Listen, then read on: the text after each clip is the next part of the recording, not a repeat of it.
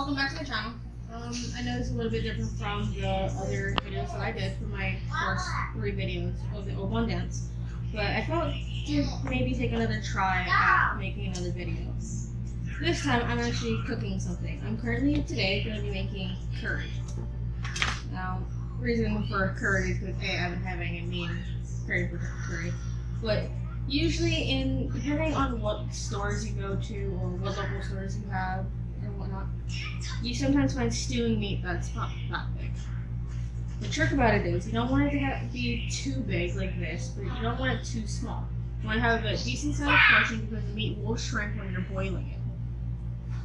The trick about stewing meat though is you want to stew them or boil them for 2 hours to soften it. During that point, before you start that process, you might take the big pieces like these and kind of shrink them down a bit, not too small, but just within, preference. I like to make them a bit small for, to make it easy to chew on, or, if you have family who has a hard time, they have like caps or, just teeth that's not, working right. I guess you couldn't say working right, but if they have cracks in their tooth, or if they have a hard time chewing in general, you might want to make it smaller. Therefore, it'll be easy for them to eat, to chew, and moderately cooks it a little bit faster. You don't want it to be too small, but you don't want it too big either. So you just want to kind of make them in decent sizings like this. Not too big, not too small. I might have messed up on this one. This one's a little bit on the small side, but this has the fat in it, so that will be good for the curry. During that part, as I'm cutting this, I will explain that for the curry, you do want to boil the meat though. As I said first time, you do want to boil the meat where it's soft, tender, juicy, because you don't want it too tough. If you don't boil it too long enough, it'll be tough, it'll be hard to chew, and you're gonna end up with like a rubbery piece of meat. Nobody likes eating rubbery pieces of meat, so therefore, this is better actually. You want to have them in the correct portion sizes. Soon after I'm done doing this, I will go there and videotape as I cut the vegetables, which in any case, I kind of cheated. As you see, I have baby carrots. I didn't feel like cutting regular carrots today, so I picked up baby carrots at the store. And some grocery stores will have like celery kind of already broken apart or cut from the produce section as they're going through it, as they're trying to salvage some of the produce. Here in Hawaii, that's at least what I see here in Hawaii, but kind of case. For those who's wondering, this is a Maui sweet onion. Maui sweet onions makes the flavor really, really well. It's sweet, it doesn't have that tartness that some onions have. And again, some onions are pretty regular sweet onions or mainland sweet onions as well as just as good. Either case. Sorry if I seem a little not paying attention, but I am cutting the meat down to smaller portions so that I can put into the pot and get the pot boiling for these to work. Soon after I'm done doing the meat, I will move on to the vegetables and I'll show the portion sizes of the veggies, and that should go all from there. So I'm going to take a brief second while I cut up all this meat, because I'm pretty sure you don't want to watch me just constantly cutting meat. So from there, I will see you soon at about a few minutes after I'm done doing this. A few moments later. Okay, so I know that might have seemed a little long for me to be cutting vegetables. Not really cutting vegetables, but cutting the meat. So here I am starting on, I'm going to start with the celery first, because I want to get the celery to be prepped, just in case. But this is a big pile of meat. We're going to go there. I'm going to set the stove on to about medium high. On my stove, this is number, so I guess number 7 if you have an electric flat top stove. I would go 7. 6 or 7, you want to have it at that boiling rate where it will go. So once the water starts boiling, I will add the coconut milk, which Well, I went to Foodland in my town, which I live in the town of Waterloo. I went to Foodland and I bought Hawaiian Sun.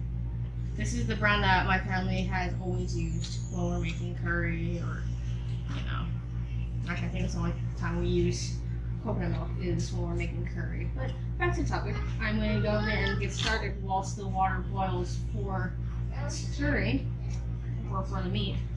I'm going to cut the ends off, cut these parts, the ends off of the celery so I have a smoother transition to make.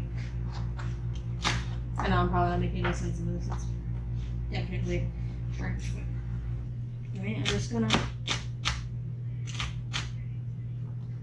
I'm not very good at evenly cutting things, or veggies at least. I'm not evenly cutting veggies very well.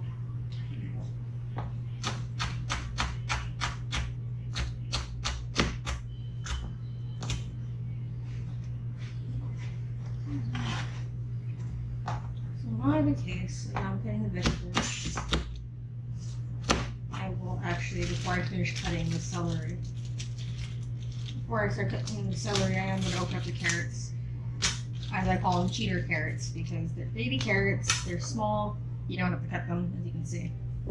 And they're already ready and ready to go. Well, you're ready to use them. So, back to cutting the celery. Celery, it's kind of, I've noticed celery kind of feels like an onion, kind of, except minus the tear factor. Let me know in the comments below what your favorite vegetable or fruit would be, and how you would probably make your curry. Also, in the comments, please do write down what favorite dish you have, and what dish you would like to see me make.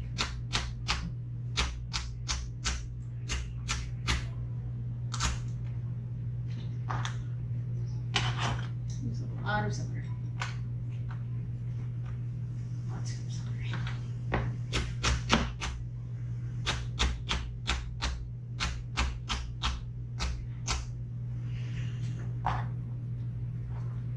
As I was saying, celery and onions kind of smell the same, except one smells a little more herbalish.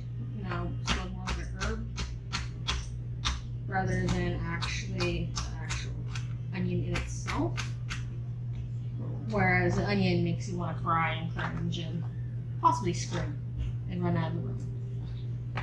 Onions, very emotional vegetables. I call them very emotional.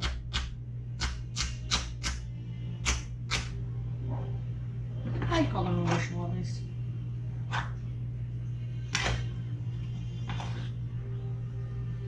Now moving on to the Maui sweet onion. These are, I find these adorable because look how small they are compared to a normal onion. So this one, normally I generally wouldn't use a whole onion, but in this case, because it's quite small, and looking at how small it is, I want to use the whole onion in itself. Always make sure you peel the outer layer out. You don't want to have that outer layer still stuck on top of your onion when you're cooking. That would be a very horrible experience to have. I'm pretty sure there are probably other places out there that possibly do leave the skin on the onions. I'm not sure. It has like a papery texture to it. So just follow the lines on top of your onion. You don't have to do much. Just follow the lines on your onion. Possibly that's why they have lines. It's kind of like a guideline for you to use.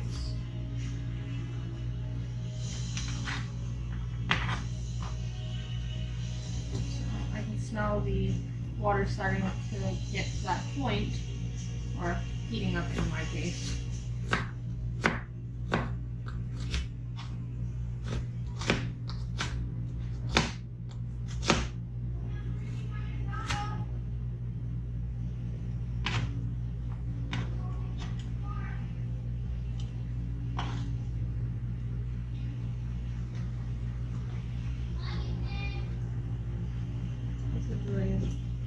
Residues cleaned up this area. Now that the veggies are cleaned up, or cut up, in my case, not all the veggies are cut up. Onions, celery, and your carrots. I'm I go over there, I'm going to go ahead and move to putting the meat into the pot to boil. You don't want to do too much, but you do want to put the meat in there. At the same time, while I'm doing that, wash my hands off really quick.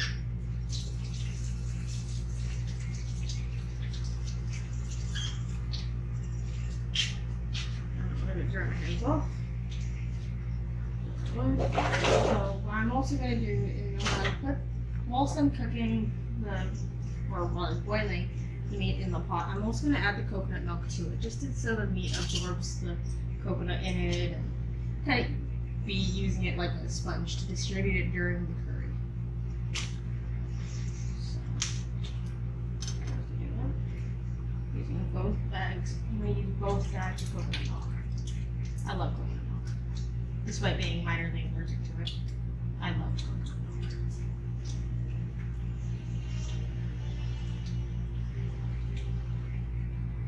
It's just a real big pain in the butt to get it all out of the bag.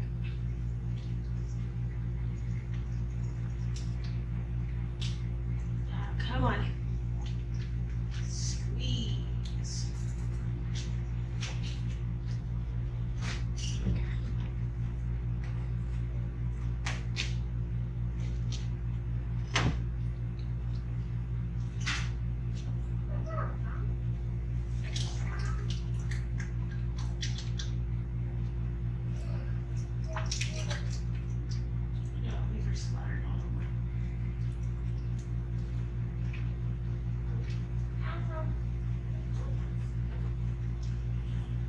Sometimes curry can be clean to make.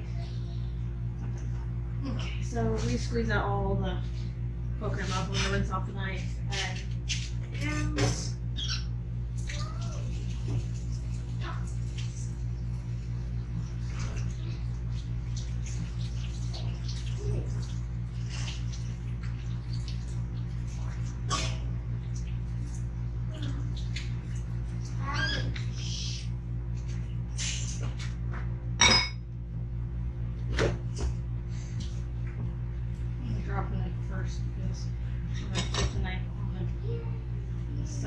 Because next thing we're going to be doing is the potatoes. Now, in case you're wondering why I have a paper towel sitting here, most people, when they're cooking, they have a hard time because the cutting board itself skates across the thing.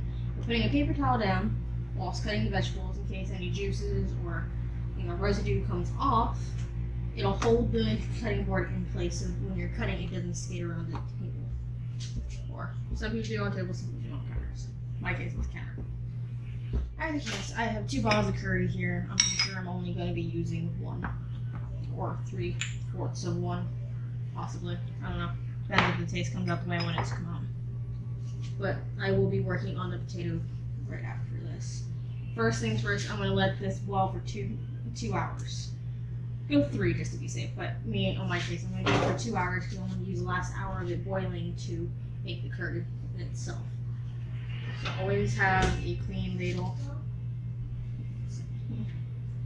Just want to stir this together so that these boil correctly in it. So I will be seeing you in 2 hours. 2 hours later. So here we are, last 10 minutes. Well, I'm going to cut it about half an hour early because the carrots is pretty much done. The meat is soft and tender. So I'm adding the potatoes in now. During the break, I realized that it wasn't enough curry powder. It's like I had enough curry powder in there for the smell, but I didn't have enough for the taste. Now that I have the second bottle, you can see it. I started off with 2. I used 1 in the first round. Second round, I put another bottle in. That led to the fact that the curry, it tastes a whole lot better now. I actually can taste the curry sauce in it. And it seems like everything is cooking up rather well. I can just do the curry and the onion too. I just now added the potato, as I just said. Should take about 10 minutes to cook. I'll keep it thicken up a bit. For an extra caution, I'm going to add a little more. Add a small dash of thickener to it just to get it to be a little bit thicker.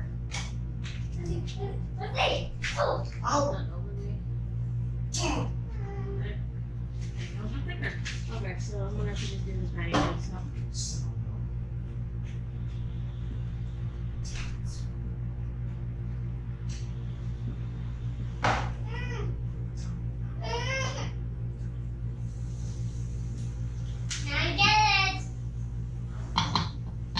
So popcorn, I'm gonna taste.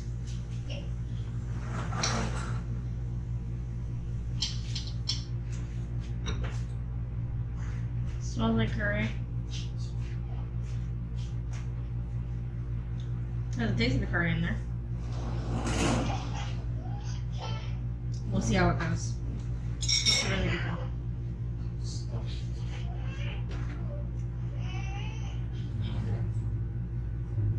My curry seems to come out pretty curry, waterish. I have to add too much water in it, perhaps. But we will see in the end how it all comes out.